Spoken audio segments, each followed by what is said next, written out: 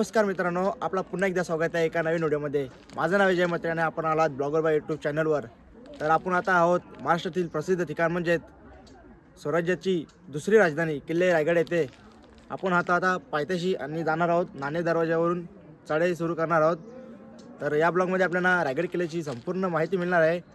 Blog continue पहा, enjoy करत राहा आणि कसं वाटलं ते कमेंटमध्ये नक्की सांगा। तर जास्त काही बोलत नाही, तर आपण चला आपली चढाई सुरू करूया।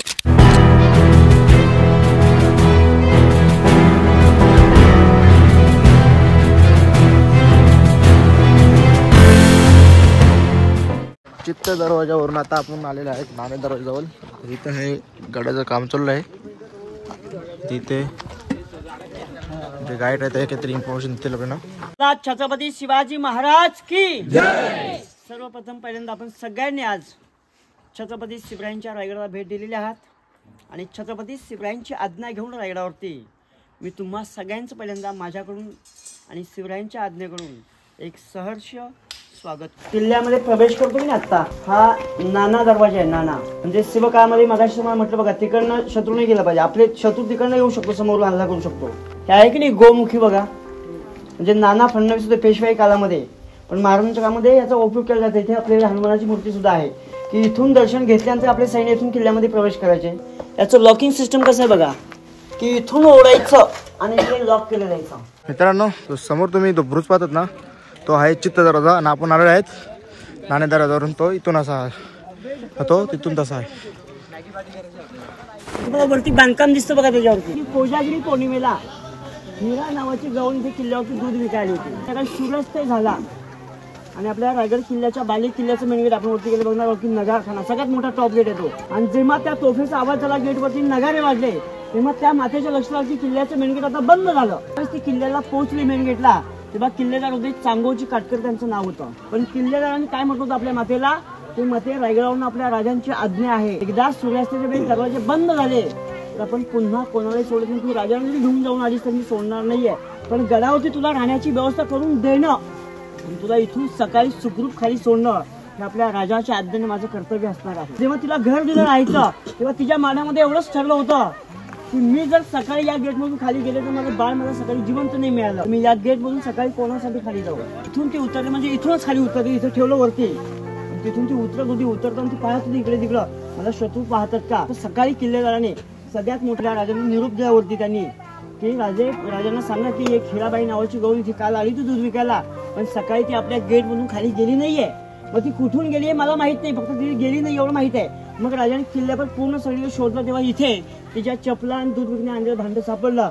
ताबडतोब राजाने फरमान काढलं की तिच्या घरी जावा, पालखी घोडा आणि 2 माणसं पाठवले आणि जर ती घरी जिवंत असेल आपल्या तर तिला रायगडावरती घेऊन ये, कारण ती घाबरली होती, दुसऱ्या दिवशी आली नाही दूध विकायला, तिची हिरकणी गेली। सगळ्यांच्या मनामध्ये एकच होतं की आता हिरोजींना काय शिक्षा होणार, कारण रायगडाचं गॅरंटी दिलं होतं महाराजांना हिरोजींनी।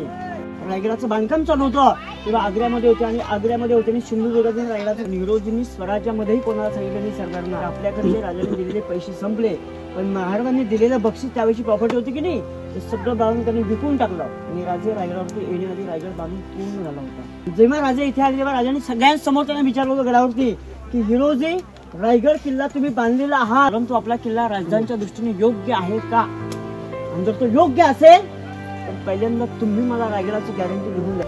पण त्यांनी शब्द बांधून काय वापरले आपल्या राजाने हिरोजीने की आबासाहेब, पहिल्यांदा आम्ही सगळ्यांनी तुमची आज्ञा घेऊन आपला रायगड बांधला गेला, आणि जर तुम्ही या रायगडाचं गॅरंटी मागत असाल तर आम्ही सगळ्यांसमोर तुम्हाला लिहून देतो की रायगडावरून खाली फक्त पाणी जाऊ शकेल, खाली फक्त हवा शिरू शकेल। म्हणूनच ती माताजी असं लिहून दिल्यानंतर या डोंगरावरून उतरले तेव्हा महाराजांनी हिरोजीनं सभेमध्ये सगळ्यांना बोलवून विचारलं, हसत म्हणत होते राजे, अरे वा हिरोजी, आम्हा सगळ्यांच्या बांधकाम कार्याचे मुख्य आहात, स्वतःच्या मनाला विचारा, एक स्त्री आपल्या बाळासाठी जाऊ शकते आपल्या रायगडावरनं, तर एवढा मोठा किल्ला आपला राजांच्या दृष्टीने योग्य असू शकतो का। अशा दिवशी जाऊन ताबडतोब हिरोजी कडा तासून घेतला आणि हाच तो कडा, आणि तिथे बुरुज बांधून त्या बुरुजाला नाव देऊन टाकलं सर की हिरकणी बुरुज। आपल्या गाईडने जी माहिती दिली हिरकणी बुरुजाविषयी ती खूप असे अंगाला काटा येण्यासारखे आहे, कारण की एक आई आणि तिचं बाळ ह्याच्यामधलं प्रेम ते या स्टोरीमध्ये आपल्याला पाहायला मिळते। कारण स्टोरी नाही, ती रिअल घटनेवर आधारित, आणि तो गुरुच आहे ना, तो इथं आहे। असा सोपा वाटतो, पण तिथे वरती गेले की ना एकदम डीप मध्ये जेव्हा कोणी बघेल ना हादरून जाईल तो. ते बघा एवढी दरी आणि त्या बुरुज वरून जर कोणाला विचारेल का तिथून खाली उतरायचा, कारण की बोलणं सोपं आहे पण तिथे प्रत्यक्ष जाऊन ते कामाला अंजाम देणं हे खूप कठीण आहे. नाणे दरवाजा आणि सोन्याचा घाणा पाहून आता आपण आलेलो आहेत महादरवाजाच्या जवळ, म्हणजे ऑलमोस्ट आपण जवळच आहे. आता किती असतील 100 स्टेप्स असतील त्याच्यावर आपण पोहोचणार आहे महादरवाजाजवळ. आणि आपल्या एकदम म्हणजे इथं आहे टकमक टोक, त्याची माहिती पण तुम्हाला व्हिडिओमध्ये मिळेल. तशी नाणे दरवाजा आणि सोन्याचा घाणा याची तुम्हाला मिळाली. आपल्याबरोबर गाईड आहेत, ते सर्व माहिती आपल्याला सांगतात गडाची. आणि गडावर म्हणजे गड सुधारण्याचं काम पण चालू आहे, जागोजागी काम चालू दिसतं गडाचा. जे बुरुज तुटलेले होते ते पण आता रिपेअर करायला लावलेले आहेत. समोर इथे माकडे बी खूप आहेत. व्हिडिओ शूट करताना नेला बी मोबाईल तर मुंबईत बसायला लागेल तेव्हा. वर आले की इथं छोटासा वॉटर पार्क आले बोलते जेव्हा राज्याभिषेक होतो ना तो फिट मोठा होता, जाम अख्खा. हा इथपर्यंत येत होता, इथपर्यंत राज्याभिषेक. पावसाळ्यात हा खूप मोठा होता. मी जेव्हा राज्याभिषेक आला ना तेव्हा इथपर्यंत आलता हा वॉटरफॉल. नाही इथं माकडे आहेत, तो वरती बसले तर बघ ते इकडं. समोर बघा सगळ्यांनी ऐकायचे गेट दिसतं की नाही आपल्याला, सांगा तुम्ही ते गोमुखी आहे बघा, आहे की नाही. किल्ल्याच्या गोमुखी गेटला तुम्हाला ड्रेन सिस्टम दिसत, आउटलेट दिसतात बघा वरून छोटे. आपल्या सरांकडे तिकडे 1000 दगड असतील गोळाचे, आणि तिथून त्या ड्रेन मधून एक दगड मारला तर आपण इथल्या 90° मध्ये किती माणसं मारू शकतात सांगा सर. किती माणसं मारतील? एका दगडात 3 मारतील की नाही. समजा त्यांच्याकडे खूप दगड आहेत आणि आपण खूप सैन्य आहोत आणि ते सगळे दगड त्यांच्याकडे संपले. पहिल्यांदा गेट कुठे लक्षात येतं का आपल्याला? पण त्याच गेटच्या वरती आपण बाहेर गेल्यानंतर वरती डोंगरामध्ये हिकडे पूर जाईल नाही, तिकडे 100 फूट डीप असे हाऊद आहेत पाण्याचे, 3 भरलेले, कायमस्वरूपी भरलेले असतात. मग जर आपण सैन्य म्हणून आहोत आणि ते हाऊद भरलेले आहेत, दगड सगळे संपलेले आहेत, सैन्य वरती येणार आहे, आणि जर आपल्या सगळ्यांनी त्या हौदाच्या दगड काढून पाणी एकाच वेळेस मेन गेटला सोडलं, इथून येणाऱ्या पाण्यामध्ये आपण कुठे जाऊ? समुद्र वाहून जाऊ की नाही. आणि आज आपल्या इतिहासमध्ये त्यावेळेस त्या माणसाचं नाव आहे की सूर्याजी पिसाळ. तेव्हा रायगड याच्याकडून व्यवस्थित समजून घ्यायचा. आणि तो इथं आल्यानंतर तेव्हा त्यांनी ते गेट पाहिले की त्याचे विचार बदलले. त्याने गेट क्रॉस करून तो वरती गेला की नाही, तेव्हा तो फक्त आपल्या माणसाला गोड बोलू लागला होता आणि त्याला माहित होतं की याच्याकडनं फक्त ऐकून घ्यायचं. रायगड आपण लढाई करून घेऊ शकत नाहीये. त्या माणसाला फक्त एक आमिष दाखवून रायगड व्यवस्थित पाहू. आणि रायगड फिरत असताना त्यांनी पूर्ण गडाचा मॅप काढला. नेमकं त्याच्या लक्षात आलं की आपल्या माणसाने म्हटलं की इथे तोफखाना आहे. तेव्हा त्याच्या डोक्यात विचार आले की हा तोफखाना आपल्याला कसा उडवता येईल. मग त्याच तोफखान्यावरून त्यांनी बाहेरची परवानगी पाहिली. पलीकडे एक डोंगर आपल्या इतिहासमध्ये की पोटल्याचा डोंगर, त्यांनी प्लॅनिंग केलं की या डोंगरावरनं हा तोफखाना आपण बाहेर उडवू शकतो. आणि मग त्यांचा पोटल्याचा डोंगराचा मॅप काढला, तोफखान्याचा मॅप काढला, आणि बरोबर ते अंतर समांतर आहे, फक्त मध्ये दरी आहे. आणि तिकडनं महाराजांचा तोफखाना त्यांनी 10 मे 1818ला जेव्हा ब्लास्ट केला आपला तोफखाना, तेव्हा बाळांना आपला रायगड किल्ला 11 दिवस इथे जळत होता. काय आम्हाला माहिती दिली आमच्या गाईडने, या ज्या ब्रूज आहेत तिथे त्या बांधण्यासाठी चुना, गुळ आणि मिष्टा याचा वापर केला जायचा. म्हणून त्या आपल्याला आजही पाहायला मिळतात आणि अजून पुढेही पाहायला मिळतील. जर तुम्ही प्रत्येक ब्रुजावर छोटे छोटे गॅपे होल पाहिले असतील तर त्याचा उपयोग शत्रूला धनुष्यबाणाचा उपयोग करून मारण्याकरिता केला जात असतात. आणि ते तुम्हाला दाखवतो, जे छोटे छोटे होल दिसतात ना, यातून शत्रूवर हल्ला केला जात आहे. म्हणजे आपले आम्हाला जशी माहिती दिली गाईडनी, जो हा महादरवाजा आहे तर त्याची अशी रचना केली आहे की शत्रू वर त्याचा दम लागला पाहिजे आणि जे आपले मावळे आहेत त्यांना सोपं पडलं पाहिजे. तर म्हणजे जे स्टेअर्स पायऱ्या आहेत ते एवढे उंच आहेत की एक पायरी तरी चालली तरी आपल्याला दमा लागतो. तर त्याखाली कसं होतं असं काही तुम्हाला सांगलेलं आहे. रस्त्याला गाड्याचं काम चालू आहे, तर इथे बघू शकता जो आता मी चालतो आहे हा रस्ता नाही, मेन रस्ता तो आहे, त्याचं काम चालू आहे. त्याचा पूर्णीवरण करीत घेतलेलं आहे.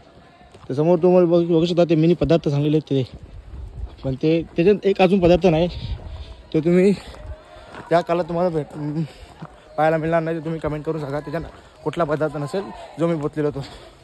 तर आता चाललेलं आहे कच्च्या रस्त्यातून म्हणजे स्वतः आहे, कारण की ते रस्ताचं काम चालू आहे.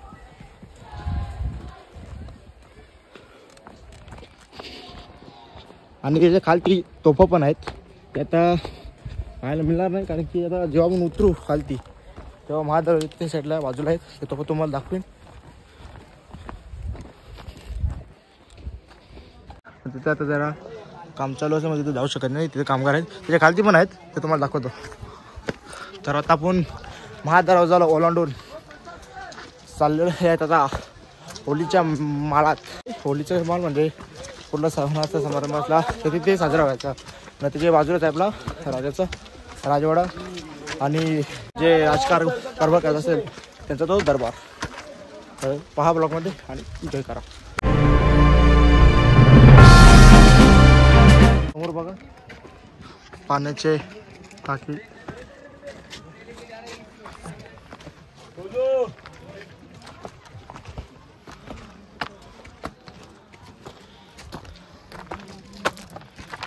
जमला थोडासा राहिला आता 50 तेरा असतील. म्हणजे आपण होलीच्या माळात पोचू. आता पहिले बदाम हत्ती तलाव, पहिला हत्ती तलाव येईल, त्याच्यानंतर दुसरं एक तलाव ना कुठलं तरी गंगासागर तलाव येईल.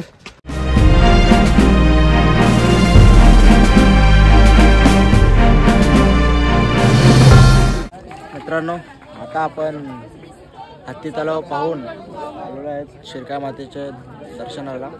समोर आहे मंदिर, इथे माझ्या पाठीमागे येतो तुम्ही बघता, इथून बालिकेला होतो स्टार्ट. आता इथून आम्ही जाणार आहेत बालिकेला पाहायला. तर ब्लॉग कंटिन्यू करा, अजून खूप माहिती मिळणार आहे आपल्याला रायगड गडाविषयी. चला. तलावाच्या वरती 2 स्तंभ आहेत. पहिला स्तंभ आता 3 मजली आहे, शिवका एकावर एक 5 मजली उंच होता. त्याला विजयी स्तंभ म्हटला तर विजयाचं प्रतीक. जर एखादा गडकिल्ला स्वराज्यामध्ये आला किंवा एखादा विजय प्राप्त केला त्याच्या पाठीवर एक मोठा भगवा ध्वज फडकवायचा. हा दुसरा स्तंभ आता 2 मजली आहे, शिवका एकावर एक 7 मजली उंच होता. त्याला सप्त मोहरे, त्याच्या 7व्यावर एक मोठी टाकी ठेवल्याची. तांब्याच्या पितळ्या इंधण्यापायी खाली जायचं. प्रत्येक स्तंभामध्ये शहारे, आतमध्ये 365 दिवे, मखमलीच्या पडद्या, गोंड्याची फुलांनी मशालींचं उद्योग कल्पना करा 400 वर्षापूर्वी. या दोन्ही स्तंभांचं वैभव काय असेल. हत्ती तलावाला पाहून आता आपण आलो आहे गंगासागर तलावाच्या जवळ आणि इथे आहेत बाल्कनी. तर गाईडने आमच्या जशी इन्फॉर्मेशन दिली की गडाच्या जो बांधकामासाठी जो दगड आणलेला, तो जे गडावर 11 तलाव खोदलेले ना, त्याच तलावामधला दगड काढून हा बांधकामासाठी उपयोग केला जात असेल. कारण की खालून एवढा मोठा दगड आणणे शक्य नाही. तर आता आपण चाललेलो आहेत पाली किल्ल्यामध्ये, जो VIP एरिया गडामधला तिथे.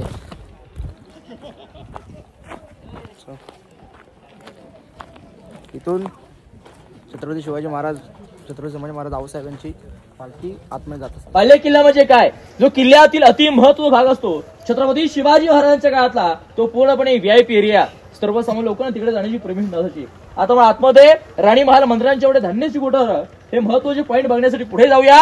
बोला छत्रपती शिवाजी महाराज की जय. जय भवानी, जय शिवाजी. आपण आले आहेत राण्यांच्या महालामध्ये. या साईडला राण्यांचे महाल आहेत तिथे, आणि जे पाठीमागे पण, आणि जो VIP एरिया जो बोलतो तो महाराजांचा मी, तो त्या साईडला आहे. म्हणजे महाराज जिथे विश्राम करायचे तो एरिया तिथे आहे. ते जाऊ पहिले, इथे आपण बघून घेऊ. या चौथर तुम्ही इकडे आहात. या दासकी ओटे म्हटला तर सर्वांस क्वार्टर. आताच्या भाषा आपले लोकर चाकर. पूर्वी एका राणीचे एक सेपरेट जास्त असे, राणीने आवाज की आतमध्ये महालात जायचं. जे काही काम असतं ते केल्यानंतर पुन्हा या ठिकाणी पूर्वीची दासीची घर आहेत. तुमच्या समोर ते खालचे काही पडके वाड्या पाहायला मिळतात ना, वाडे दिसतात ना? किती 5 वाडे आहेत, त्या झाडाची काही 3 वाडे आहेत, टोटल 8 वाडे आहेत. महाराजांनी स्वराज्याच्या हितासाठी अष्टप्रधान मंत्रिमंडळ स्थापन केलं होतं. रामचंद्र नीलकंठ, रामचंद्र त्रिंबक, अनाजी रावजी, रघुनाथ पंडित, हंबीराव मोहिते, अनाजी दत्त, मोरपंत, पिंगळे, अनाजी पंत असे स्वराज्याचे 8 मंत्री होते. त्या मंत्र्यांची वाडे, त्यांची घरं या साईडला पाहायला मिळतात. अटॅच बाथरूम सकट मंत्र्यांचे वाडे रायगड किल्ल्यावर पाहायला मिळतात. ज्याप्रमाणे आताच्या मंत्र्यांचे बंगले असतात ना, त्यावेळेच्या मंत्र्यांचे बंगले या साईडला होते. मंत्र्यांच्या वाड्यांच्या वरच्या बाजूला तुमच्या रेलिंगच्या आतमध्ये 3 खड्डे पाहायला मिळतील. कोण जालीवाले म्हणतो, कोण आहे त्यांना खड्ड्यांची मोठा म्हणतात. पाहिलंय का? स्वराज्याची सर्वात मोठी धरणाची खोल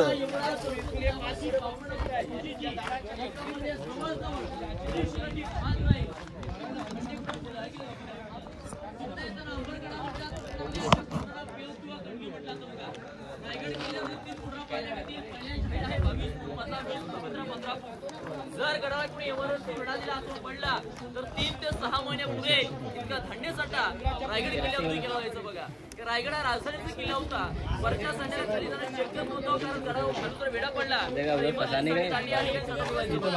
छत्रपती शिवाजी महाराजांनी धान्य ठेवण्यासाठी केला. महाराज पेशवेका त्या पेशवेने कधी ठेवण्यासाठी 7 दिवस तर केले. याच्या आतमध्ये टाकून ठेवायची 8व्या दिवशी कधी कबूल नाही आला. बाहेर काढला शिक्षा. राजांच्या काळात धान्य निधीदार दरवाजा आहे.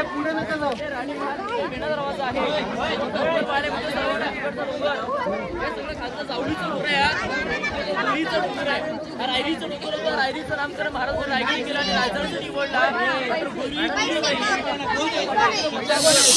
वातावरण क्लिअर असेल. रायगड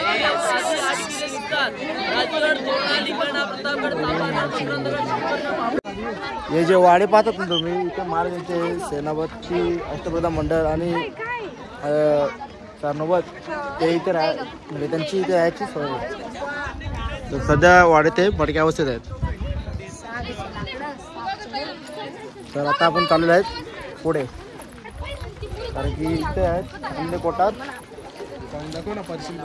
हा इथे बघा कॉईन कालोखान दिसतंय का तुम्हाला?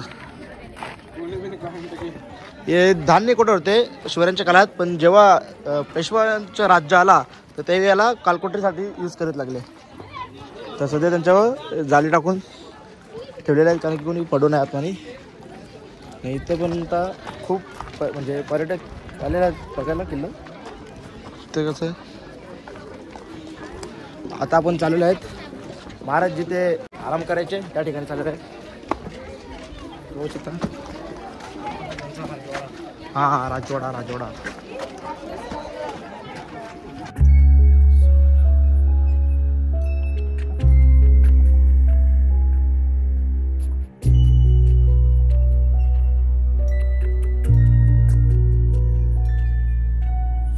आता आपण रायगडावरील अतिशय महत्वाच्या आणि पवित्र ठिकाणी आहात.